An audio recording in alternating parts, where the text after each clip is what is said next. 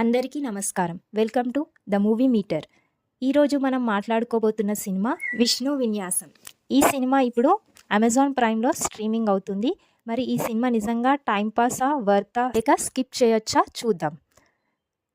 ఇది ఒక romantic comedy drama. కథలో హీరో విష్ణు ఒక జూనియర్ లెక్చరర్, కానీ అతనికి ఒక స్పెషల్ హ్యాబిట్ ఉంది.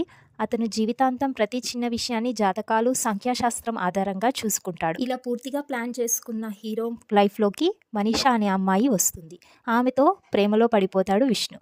కానీ ఇక్కడే ట్విస్ట్. మనీషా గతం చాలా మిస్టీరియస్, కాస్త గందరగోళంగా కూడా ఉంటుంది. ఒక దశలో ఆమెకి సంబంధించిన ఒక భయంకరమైన, విచిత్రమైన పెళ్లి నమ్మకం విష్ణుకి తెలుస్తుంది. అక్కడ నుంచి కథ పూర్తిగా టర్న్ అవుతుంది. విష్ణు తన నమ్మకాల్ని ఫాలో అవుతాడా, లేదా ప్రేమ కోసం వాటిని బ్రేక్ చేస్తాడా? అదే ఈ cinema main plot. Performance and review విషయానికి వస్తే, ఇప్పుడు మనం ముఖ్యంగా మాట్లాడుకోవాల్సింది సినిమా ఎలా ఉంటుందో అనేది. శ్రీ విష్ణు సినిమా అంటే సరదాగా ఫుల్ ఎంటర్టైన్మెంట్ ఎక్స్పెక్ట్ చేస్తాం, కానీ ఈ సినిమాలో ఆ లెవెల్ ఎంటర్టైన్మెంట్ లేదు. ఇక పర్ఫార్మెన్స్ గురించి చెప్పాలంటే అందరి పర్ఫార్మెన్స్ ఒకే లెవెల్లో ఉంటుంది.